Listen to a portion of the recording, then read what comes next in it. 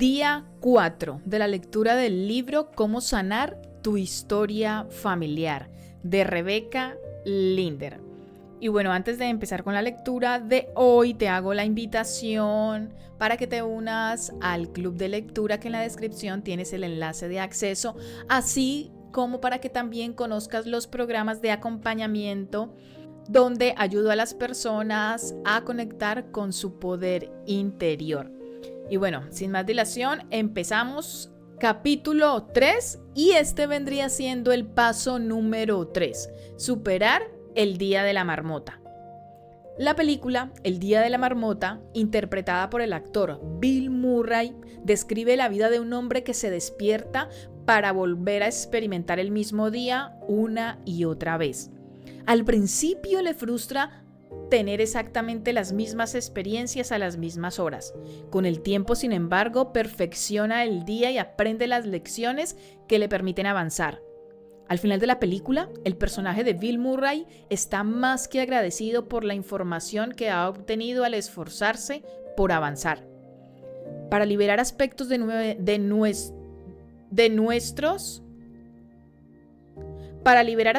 nuestros, debemos expandir la conciencia y comprender algo nuevo.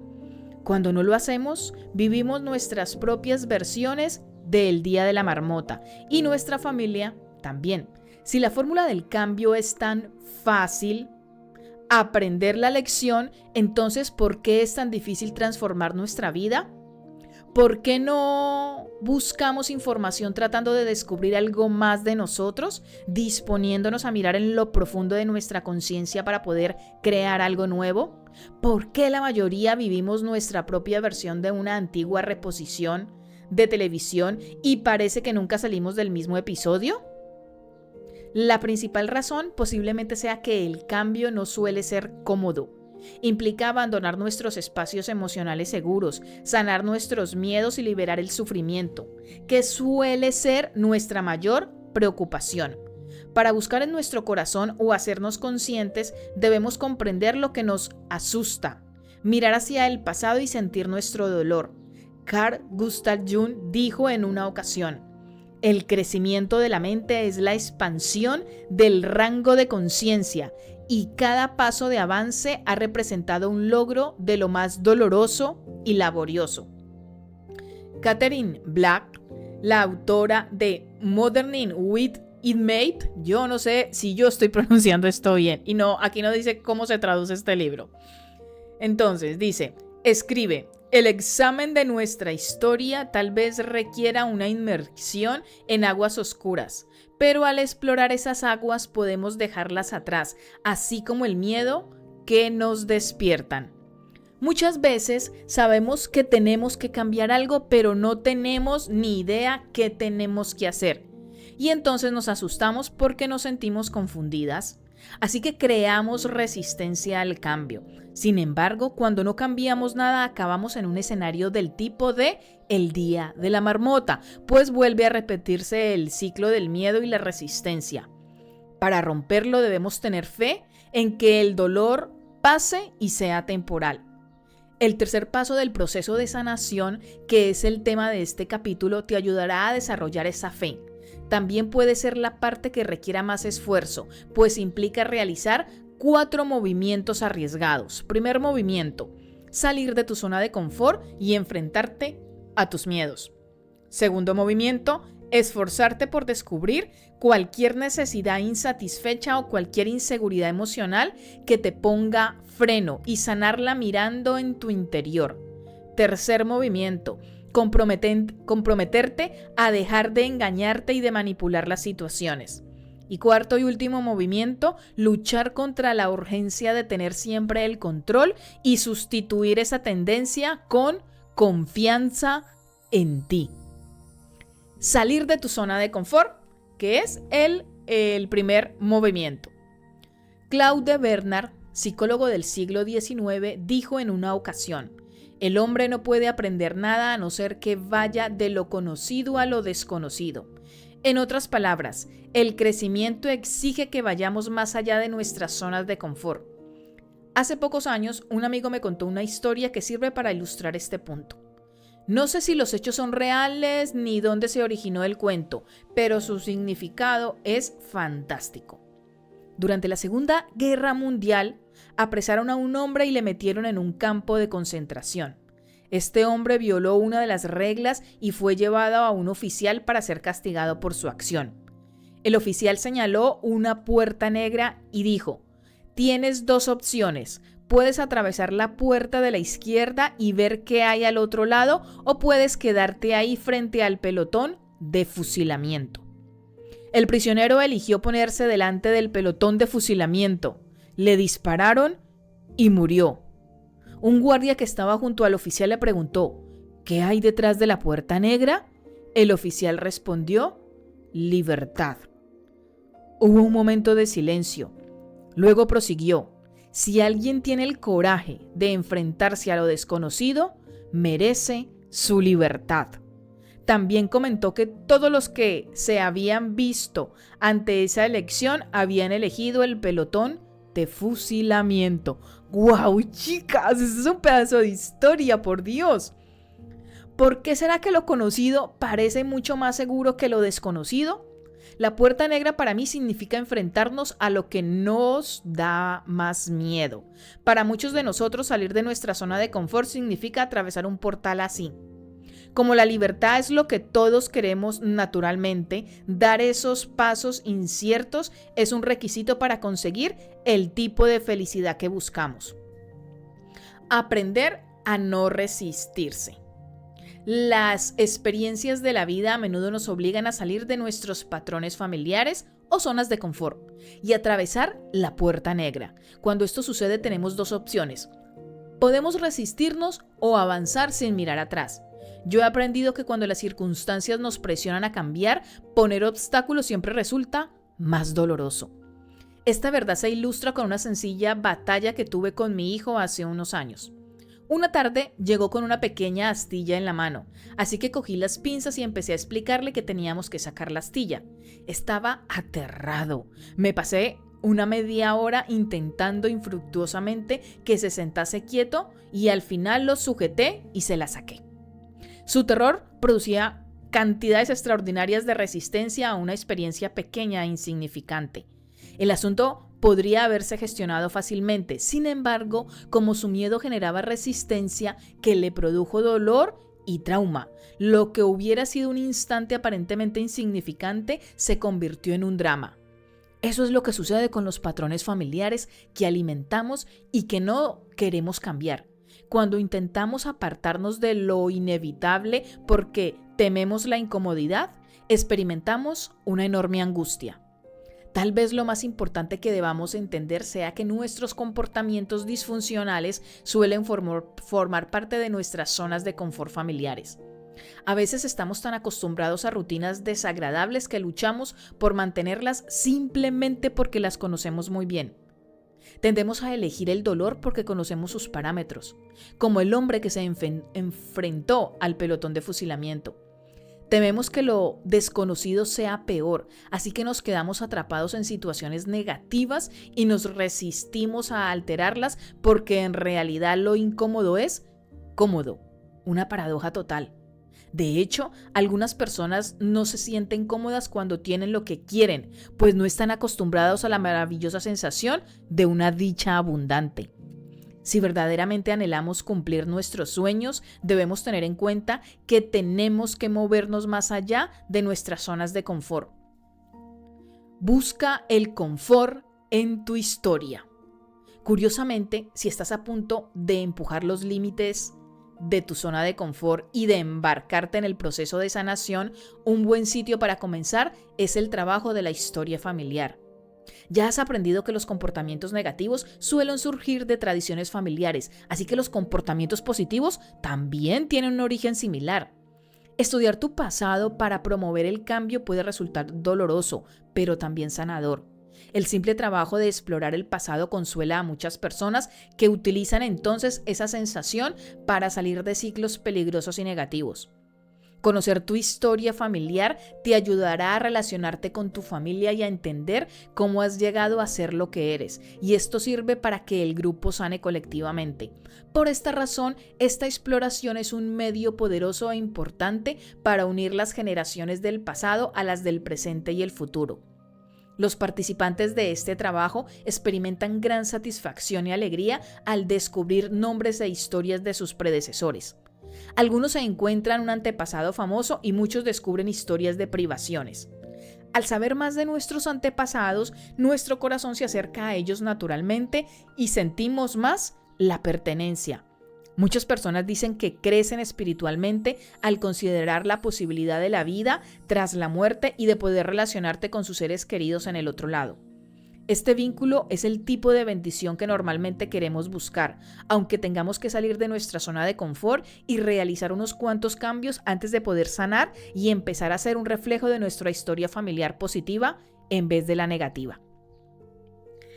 Segundo movimiento, descubrir necesidades insatisfechas e inseguridades emocionales y sanarlas a través del servicio. Una mañana recibí la llamada de una clienta que tenía problemas matrimoniales. Tras hablar durante unos minutos, llegamos de nuevo a una conclusión anterior. Su relación no satisfacía sus necesidades. Después tuve otras cuantas conversaciones con ella sobre el mismo tema, y con el paso del tiempo se hizo evidente un denominador común. Todos tenemos necesidades insatisfechas, al igual que nuestras familias. Nuestros requisitos físicos son obvios: comida, ropa y refugio. Necesitamos que nos cuiden cuando estamos enfermos y que nos alimenten cuando somos niños, pero también tenemos una parte emocional y espiritual. Muchas personas acaban en terapias, viven deprimidas o en una disfunción caótica, más o menos como el día de la marmota, hasta que finalmente empiezan a reconocer el poderoso papel de las necesidades emocionales insatisfechas y se ponen a trabajar para vencerlas. Incluso las personas educadas en hogares ideales probablemente habrán experimentado situaciones donde su nutrición no fue perfecta. Cuando ayudo a mis clientes a descubrir sus necesidades insatisfechas, normalmente les sugiero que piensen en ellos como si fuesen niños pequeños y que luego se pregunten: ¿qué decidió mi niño interior sobre mí y sobre mi mundo al ver que mis necesidades no se satisfacían? Los clientes que han respondido a esta pregunta siempre han elaborado una lista de creencias que definen sus problemas principales, que nos ayudan a ver muchos de los patrones de pensamiento de su familia. Aquí tienes solo unas cuantas respuestas de las que he escuchado. Primera, sean un hombre que había crecido en una familia con un historial de abuso contestó: no soy un buen chico, hay algo malo en mí. No soy capaz de conseguir lo que quiero. Me odio. Sean experimentaba problemas para demostrar su valía en el trabajo y para dar y recibir amor en sus relaciones. Margaret, una mujer educada con padres divorciados, respondió: siento como si fuera a morirme, como si no hubiese sitio para ser escuchada o para ser importante. Me siento desprovista de amor y de poder. Siento como si todo lo que va mal fuese por mi culpa. Margaret sufría de depresión. Joan, una mujer religiosa educada en un hogar ideal, sorprendentemente respondió: decidí que no soy lo suficientemente buena. Me siento abandonada, sola, como si tuviese que hacerlo todo yo. Siento que nadie me quiere porque no soy perfecta. Joan estaba divorciada y vivía sola. Durante toda su vida había tenido que luchar contra un patrón de perfeccionismo. Tom, un hombre educado por una familia trabajadora de clase media, dijo: yo decidí que tenía que trabajar para satisfacer mis necesidades. Creía que cuanto más trabajase, mejor estaría. Pero entonces mi padre me dijo un día que daba igual cuánto trabajase, pues nunca habría dinero suficiente para satisfacer mis necesidades. Como consecuencia, decidí que nunca tendría éxito, independientemente de lo que hice. Este comentario constituía una información poderosa. Durante toda su vida, Tom había experimentado tremendas dificultades en el camino a la libertad económica y a los logros elevados. Era un hombre que se había esforzado increíblemente para triunfar en el trabajo y desafortunadamente tendía a fracasar una y otra vez. Me dio una anécdota tras otra de cuánto se esforzaba y de cómo a pesar de sus increíbles esfuerzos no le quedaba un peñique. Ni qué decir del reconocimiento del éxito. Era un resultado directo de las creencias que se había formado en la niñez. El padre de Tom creía lo que le había enseñado a su hijo y su abuelo pensaba igual. Se trataba de un patrón disfuncional de pensamiento familiar. Como Tom, Joan, Margaret y Shin, si descubrimos nuestras necesidades insatisfechas y luego nos deshacemos de las creencias básicas resultantes, podremos conseguir más de lo que queremos. En el caso de Tom, así consiguió romper un patrón familiar negativo. Superando las inseguridades emocionales del pasado. Otras personas necesitan enfrentarse a sus inseguridades emocionales para poder romper sus patrones familiares negativos. En una ocasión tuve un cliente fuerte y rudo llamado Oliver, que venía a verme de mala gana. En primer lugar, no quería que nadie supiese que estaba recibiendo ayuda de un terapeuta. También estaba aterrado de su pasado, aunque no iba a admitirlo jamás. Inconscientemente, temía que las visitas que me hacía le llevasen de nuevo a la fuente de sus problemas y no quería ir ahí. Quería demostrar que podía cambiar solo, sin examinar su pasado. Estaba convencido de que su sistema de creencias era adecuado y que no necesitaba descubrir ni resolver nada. De niño, Oliver había experimentado negligencia y abusos por parte de su madre. Como es habitual en los niños, cuando era más que un crío decidió que debía de ser malo. Si no, su madre sería más amorosa con él. Como suponía que no era un niño bueno, se sentía rechazado, no solo por su madre, sino por su niño pequeño interior. Era incapaz de quererse. De un modo inconsciente, Oliver temía descubrir esta herida infantil. Proyectaba un aura poderosa de adulto, de mejor que, pero su niño interior se sentía pequeño y malo. No quería que nadie viese lo terrible que era, así que protegía esa herida evitando reconocerla y cubriéndose con una cáscara dura. Aunque era un hombre poderoso, sus relaciones eran insanas. Era crítico, intimidante y frío, encerrado en una constante batalla para que los demás viesen lo poderoso y lo bueno que era. Oliver era controlador y le costaba mucho mostrar su amor a su esposa e hijos. Interiormente se sentía fuera de control y estaba deprimido, pero no quería admitirlo. Tratando de protegerse, Oliver enterró su dolor y olvidó conscientemente gran parte de su juventud. Los demás no se daban cuenta de que estaba dolido, ni siquiera él había reconocido la profundidad de su sufrimiento hasta que su vida se volvió tan disfuncional y caótica que le obligó a reconocer que tenía un problema. Vivía su propio día de la marmota y repetía sus patrones negativos hasta que le sobrevino una crisis. Su mujer le amenazó con el divorcio. Esta fue su motivación para considerar la posibilidad de realizar cambios. En todas nuestras sesiones, Oliver hurgaba reticentemente en su pasado y examinaba viejas sensaciones, ideas y creencias. Necesitó varios años de citas esporádicas para poder iniciar una metamorfosis, pero cuando lo hizo, la transformación en él y en su familia fue profunda. A través del proceso de sanar el pasado, Oliver creó una vida nueva, liberó a un niño interior pequeño y finalmente se dio el amor y la aceptación que necesitaba y merecía. Cuando su autocuidado y felicidad se extendieron, se convirtió en un padre amoroso, en un marido compasivo y en un líder más considerado y eficaz en el trabajo. Como Oliver, muchos nos sentimos cómodos en nuestros escenarios del día de la marmota, hasta que nuestros seres queridos nos obligan a ver las cosas de otra forma. La incomodidad de nuestra vida actual es conocida y fiable, independientemente de lo disfuncional que pueda ser.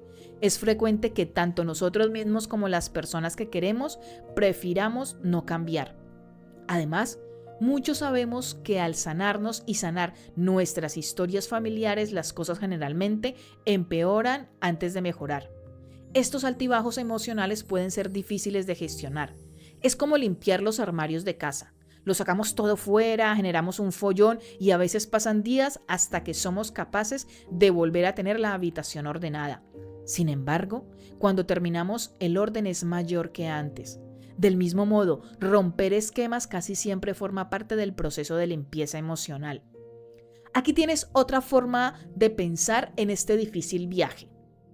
Hace muchos años, justo después de las vacaciones de Semana Santa, detectamos un olor terrible en la habitación de mi hija. Tras limpiar por todos los rincones, lavar la ropa de cama y las paredes y echar casi un bote entero de Lysol por todas partes, me resigné a la idea de que debía de haber un ratón muerto en la pared o en el ático que cubría su habitación. Pero antes de que mi marido empezase a demoler cartón piedra, decidí revisar las cosas de mi hija por última vez. Cuando abrí el bolsillo lateral de una vieja mochila oculta en la pared trasera de su armario, encontré al culpable: huevos de Pascua podridos. Esta monada de niña no tenía ni idea de que los huevos se ponían malos. Quería guardar sus preciosos tesoros para siempre, así que los había escondido a salvo en un oculto lugar secreto. Si no te acuerdas, te lo recordaré. El olor de un huevo podrido es horrible. No hay ambientador, incienso, ni popurrí capaz de eliminar ese olor. Y eso mismo es lo que sucede con nuestras creencias disfuncionales y limitantes. Tal vez estén ocultas inconscientemente en las mochilas emocionales de nuestro inconsciente.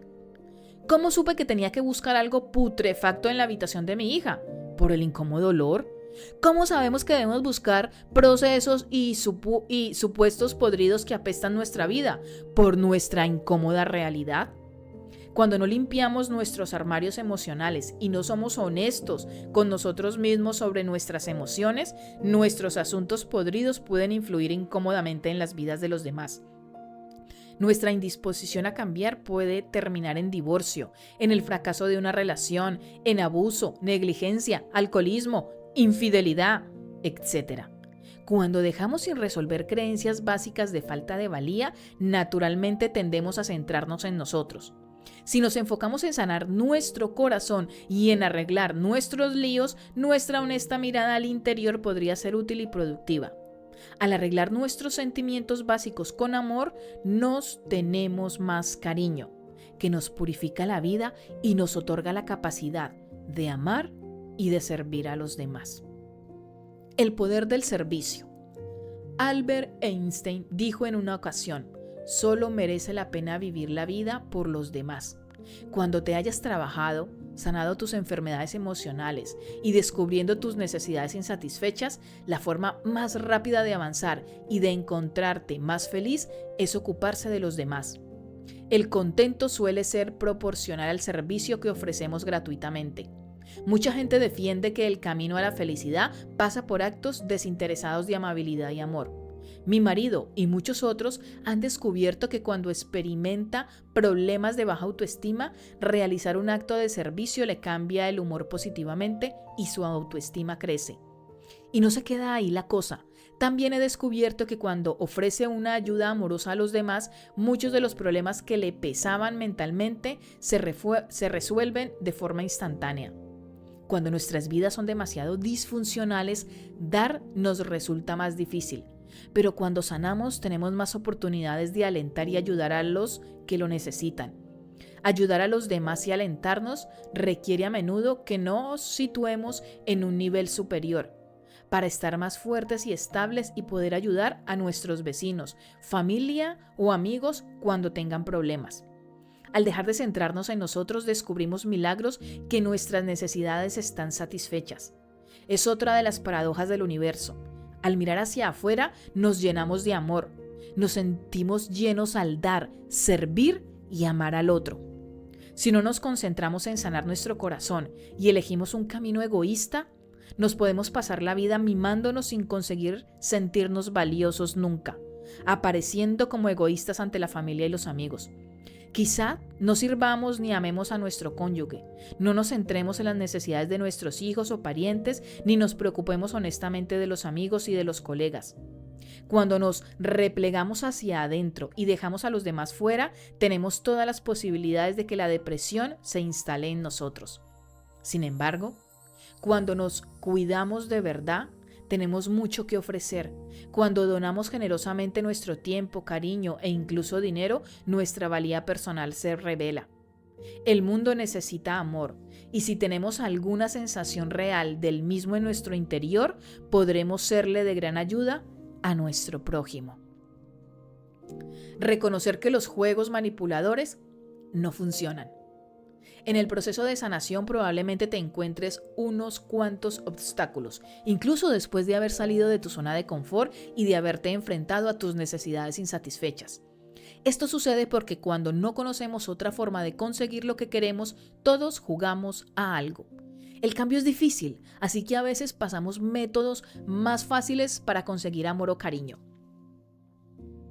Los juegos o la manipulación suelen empezar como un modo inocente de hacernos notar cuando somos pequeños.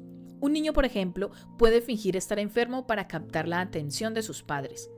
Desafortunadamente, muchos adultos hacen cosas similares por razones parecidas, basadas en la idea inconsciente de que no estar bien da derecho a obtener amor. Yo tuve una clienta que se pasó la infancia creyendo en esta idea y se pasaba la vida enfrentándose a enfermedades para intentar obtener amor de su familia. Es posible que este juego lo empezase un ancestro suyo. Mi clienta descendía de una doctora y se creía que su tatarabuela se había hecho valer cuidando a los demás. Inconscientemente había alentado a su familia a enfermar para poder rescatarlos. Así es como validaba su autoestima. Mi clienta era uno de los muchos parientes que se habían pasado la vida sufriendo enfermedades crónicas. Su madre y sus familiares también jugaban al mismo juego. De hecho, crear un juego manipulador que utilice la enfermedad para satisfacer una diversidad de necesidades tiene sus recompensas. Aunque su precio sea alto, nuestra mente inconsciente puede crear algo negativo, estar enfermo, con el objetivo de protegernos, de tal forma que parezca positivo obtener amor.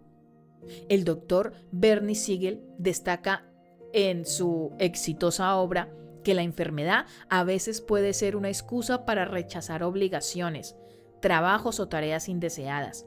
Puede darnos permiso para ignorar nuestras responsabilidades o para descansar, cuando de otro modo no lo haríamos, y puede servirnos como excusa para el fracaso. A veces genera tiempo para hacer lo que siempre habíamos querido intentar. Estar enfermo, por ejemplo, puede darnos la posibilidad de tomarnos tiempo para reflexionar, meditar y organizar un curso nuevo. Cuando estamos enfermos, a veces es más fácil pedir y aceptar amor, así como expresarnos o ser honestos sobre algo. Pero cuando nos hagamos más conscientes de nuestro juego, tal vez no necesitemos el permiso de la enfermedad para conseguir lo que queremos o necesitamos. Podremos reordenar nuestras prioridades y cambiar. Podremos hacer la elección consciente de pasar unos cuantos días centrándonos en nosotros, sin usar la enfermedad como excusa. Conocí a Cheryl en un seminario que impartí sobre la manipulación en las relaciones. Ella levantó la mano y se quejó de que su exmarido necesitaba controlarla a través de las finanzas. Le describió como manipulador y tacaño e insistía en que jugaba con su dinero. Por otra parte, ella se describía como una amable y cuidadora. Argumentaba que disfrutaba compartiendo y que no le preocupaba no recibir nada a cambio. Cheryl insistía en que no controlaba a nadie económicamente y me dijo que su exmarido tenía mucho dinero, pero ella poco. Por su tono de voz, el juicio que tenía de él era evidente, especialmente en relación a este asunto. Respondí a los comentarios de Cheryl, sugiriéndole que considerase que podía estar reflejándole su comportamiento. Le pedí que observase específicamente sus creencias básicas, especialmente sus patrones familiares, sobre el dinero. Le expliqué que su exmarido probablemente tuviese las mismas creencias, sin embargo sus respuestas podrían ser diferentes. Como suele suceder, le resultó más fácil fijarse en los juegos de su exmarido que detectar los suyos propios. Dijo que él tenía profundos problemas de autoestima y que para compensarlos trabajaba mucho para ganar un montón de dinero. La riqueza le permitía sentirse poderoso e importante. Lamentablemente, con independencia de cuánto se esforzase, la acumulación de capital no satisfacía nunca su necesidad emocional de amor y aprobación. Su juego le había llevado a entrar en un ciclo destructivo que le hacía parecer egoísta y sentirse despreciable. Aparentemente su comportamiento era un patrón que había aprendido de su familia. Luego pasamos a centrarnos en Cheryl. Al examinarla de cerca pudimos comprender que sus miedos y necesidades insatisfechas eran exactamente los mismos que los de su exmarido. También se sentía despreciable, sin poder ni importancia. Por otro lado, su respuesta era dar su riqueza a los demás para que la aprobasen y se pudiese sentir importante. Pero independientemente de cuánto dinero donase, no llenaba nunca el vacío de su interior. Su motivación egoísta para la generosidad no le hacía sentirse mejor. De hecho, se sentía inferior a los demás y menos importante. Nuestra conversación le ayudó a ver que proyectaba una imagen de desamparo financiero, como si fuese una víctima que necesitase rescate. Cuando Cheryl trataba de servir a los demás, sus intentos no eran honestos. Nunca daba nada sin esperar algo a cambio. Ese es un elemento clave del servicio. Para dar gratuitamente debemos hacerlo sin pedir nada. Si no, nuestras tentativas terminan pareciendo una manipulación. El exmarido de Cheryl se sentía controlado por su antigua necesidad de metálico, que realmente era una petición de amor, y él odiaba esa manipulación económica. Todos hemos tenido la experiencia de regresar a un lugar de nuestra niñez, un patio, una escuela primaria o incluso un simple álbum de fotos. Resulta sorprendente apreciar cómo cambia nuestra visión cuando somos adultos y miramos hacia atrás. Lo que una vez nos pareció grande, amplio y nos daba miedo, ahora puede parecernos bajito, estrecho e incluso simpático. Recuerdo cuando volví a la escuela primaria Stonewall en Viena, Virginia. Después de vivir lejos durante muchos años, yo me imaginaba los pasillos anchos y largos, pero me encontré pasillos estrechos en un edificio tan pequeño que el Estado se había visto obligado a añadir remolques en la parte trasera para dar cabida al incremento de matriculados. Asimismo, algunos clientes me han hablado de los toboganes de su parque, tan altos en su recuerdo y tan sorprendentemente bajitos cuando volvían a verlos de adultos. Los juegos que empleamos a nivel familiar y personal, que aparentemente satisfacen nuestras necesidades, normalmente se originan en la juventud y nos parecen válidos hasta que los examinamos con lógica. Sin embargo, cuando los sometemos a un escrutinio, casi siempre se hace evidente que muchas de las percepciones de la niñez son limitantes. Cuando empezamos a manipular para satisfacer nuestras necesidades, el cambio resulta difícil, pues una parte de nosotros cree que el juego funciona, así que seguimos haciéndolo. Hasta que no descubramos los errores y comprendamos por qué hacemos las cosas, realmente no podremos librarnos de ellos. Y hasta que no lo hagamos, transformar nuestras vidas totalmente resultará difícil. Renunciar al control de desarrollar confianza. Para muchos de los que estamos intentando sanarnos, un obstáculo final para superar el día de la marmota es la necesidad de controlar a otras personas y a otras situaciones. Normalmente lo hacemos porque nos da miedo de lo que pueda suceder si no lo controlamos todo. Evidentemente, a casi nadie le gusta que a casi nadie le gusta que le ordenen. Así que el conflicto surge naturalmente cuando unos se pelean para conseguir el control y otros luchan por evitarlo. Finalmente, los que intentan dirigir a los demás se sienten fuera de control con ellos mismos y generalmente acaban sintiéndose infelices. En una escapada de fin de semana con mi marido, me fijé en un hombre en la cola de los billetes de avión. Estaba estresado e irritado porque su avión iba a llegar tarde. Asumí que su enfado era una reacción secundaria a su miedo, pues casi siempre es así. Para compensarlo, empezó a querer dirigir la situación y se puso nervioso al darse cuenta de que no podía influir en la hora de su vuelo. Su histeria emocional le dejó lleno de ansiedad y cuando su enfado empezó a molestar a las personas que le rodeaban, su frustración se fue expandiendo. Perdió el control como muchas de las personas que intentaban ayudarle. Me fijé en que finalmente tomó el vuelo y asumí que terminó llegando a su destino, pues ese día no oí noticias sobre ningún accidente de vuelo. Me parecía que gran parte de su estrés era innecesario, pues su intento de controlar el mundo exterior era realmente lo que le había alterado. Y creo que sus miedos no eran tan importantes como la energía emocional que había perdido intentando que las cosas fuesen a su manera. Incluso si hubiese perdido un vuelo de conexión, como nos ocurre a muchos, el resultado final probablemente no hubiese sido tan dramático como la reacción que había tenido en el aeropuerto. Como dije anteriormente, cuando tenemos miedo, inmediatamente sentimos la necesidad de dominar nuestro entorno, nuestras relaciones, nuestros hijos o incluso a nosotros mismos. En el proceso perdemos un montón de energía y quizá lo más importante, nos alejamos cada vez más de la alegría y de la relación que podemos disfrutar cuando somos capaces de amar a los demás y de confiar en ellos.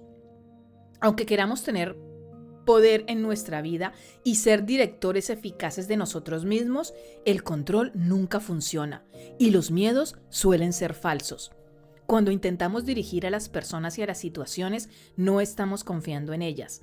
El muro de ladrillo de mi marido, por ejemplo, era el método que utilizaba para protegerse del dolor del fracaso. Pero mientras lo conservaba, no tenía el poder de crear lo que quería y se sentía un fracasado por ello. La confianza y la fe son antídotos para los problemas de control, pues nos ayudan a liberarnos de los bloqueos que nos encontramos en el camino. En vez de preocuparnos del posible fallo de nuestros seres queridos, podemos creer en su triunfo, aunque parezca lo contrario. En vez de temer que las situaciones no sigan por donde queramos, podemos tener fe en que las cosas nos salgan bien. Al colocar energía en la confianza y en la fe, en vez de en el miedo, podremos ser felices, sentirnos poderosos y ayudar de verdad a los demás y a nosotros mismos. Podemos evitar el estrés confiando en que todo se solucione y la verdad es que ello ocurrirá. Una vez trabajé con una mujer que se llamaba Elizabeth y con su hijo Don, que tenían dificultades para hacerse amigos en la escuela primaria.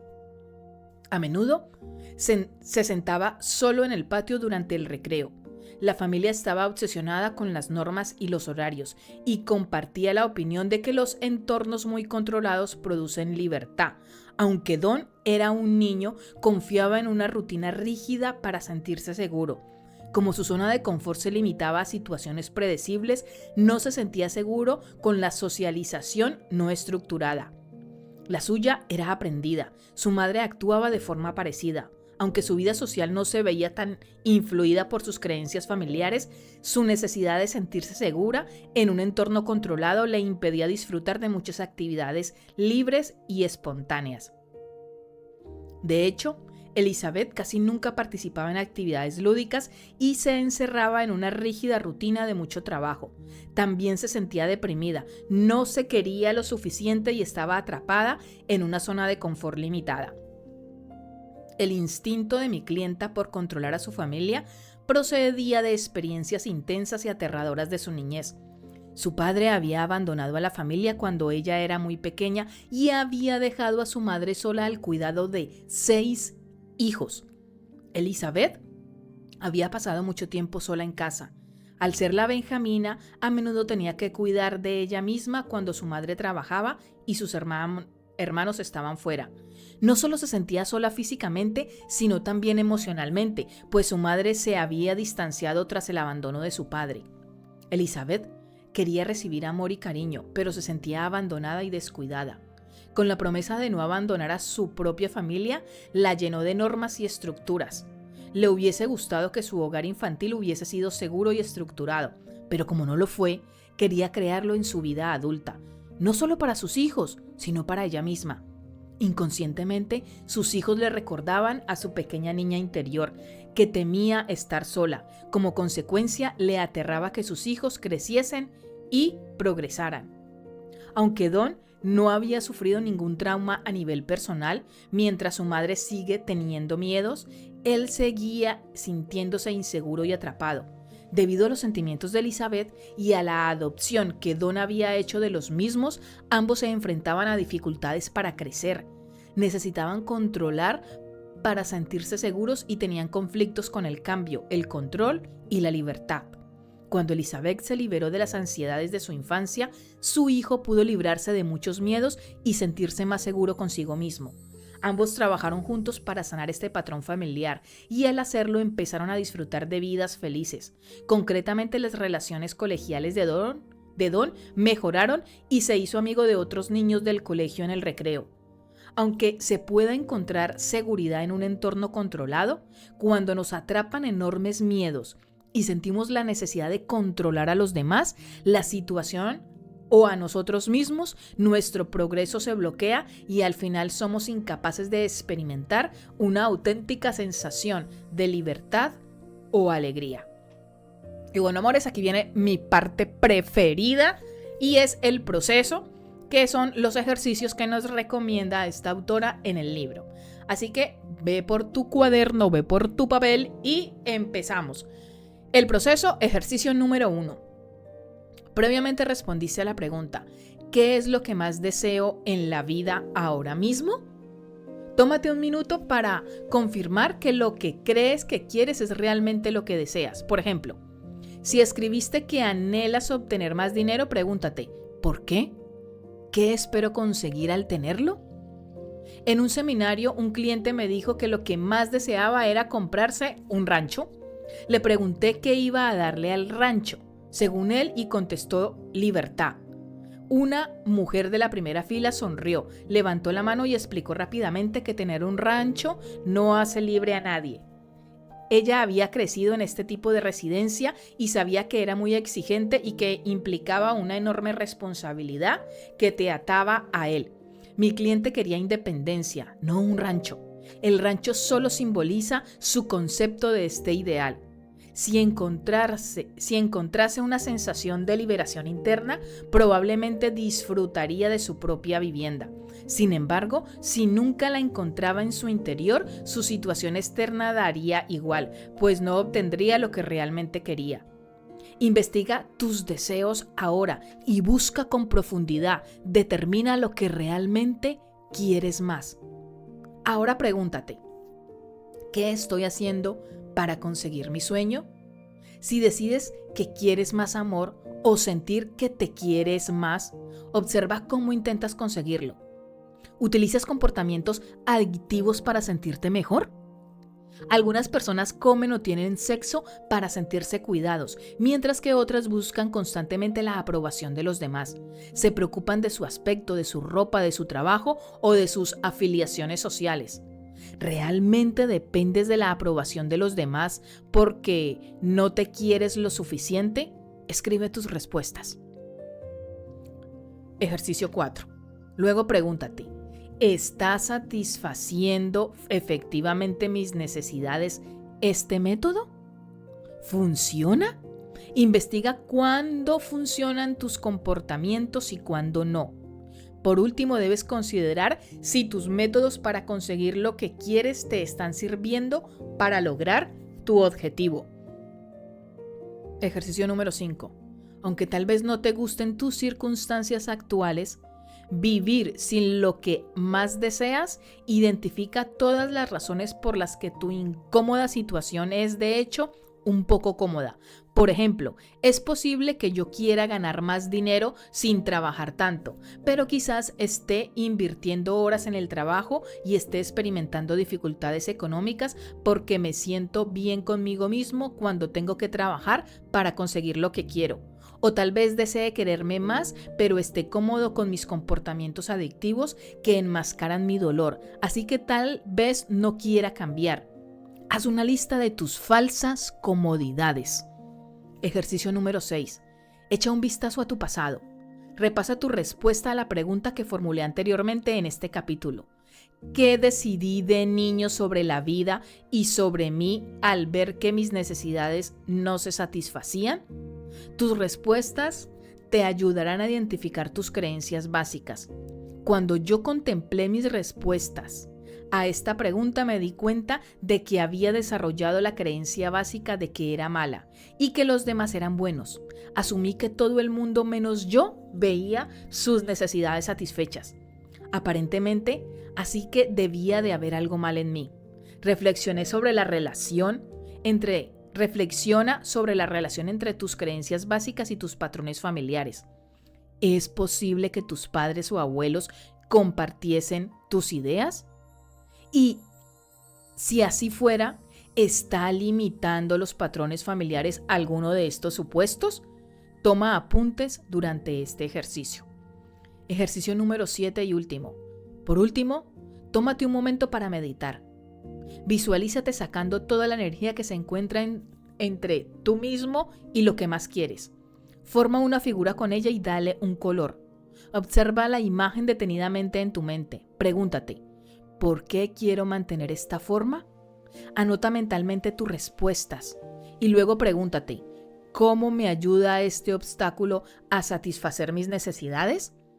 Utiliza tus respuestas para ver cómo te está ayudando el objeto engañosamente a conseguir lo que quieres. Comprueba que de hecho la forma te impide seguir avanzando. Cuando estés listo para dejar que se vaya, visualízala una vez más. Observa la imagen en el interior de tu mente, proyectada en la luz del sol, explotando y transformándose en energía positiva. Si cualquier parte de ti quisiera retenerla o si vieras que el objeto vuelve de nuevo, sigue preguntándote ¿en qué te está sirviendo engañosamente? Cuando descubras todos los engaños, te querrás librar de ellos de forma natural. Esto te ayudará a pasar página desde el día de la marmota y a proceder a los días siguientes. Y bueno, amores, hasta aquí llegamos a la lectura del día de hoy. Como recomendación, hacer de verdad los ejercicios, porque una lectura de un libro que tiene este poder de transformación que te hace conectar con esa verdad más profunda tuya para sanar toda esta situación que experimentamos todas las personas con nuestra familia, de verdad que merece la alegría, la realización de los ejercicios. Y bueno, corazones, ya saben, en la descripción tienen todos los enlaces para que conozcan todas las cosas que hago en la Escuela de Amor Propio. Que tengan un feliz instante presente hasta la siguiente lectura y a continuación te presento el curso El Código Mental. ¿Estás lista para transformar tu vida y manifestar lo que has creído imposible? Con el curso online El Código Mental, ¿Cómo lograr lo imposible? Aprenderás de manera práctica a reprogramar tu mente para el éxito y la grandeza. Aprende a romper tus barreras internas, elimina creencias limitantes, conecta con tu poder interior. Es tu momento para desbloquear tu máximo potencial, cambiar tu mentalidad y lograr resultados extraordinarios. En la descripción tienes el enlace para descargar el dossier con toda la información de este curso.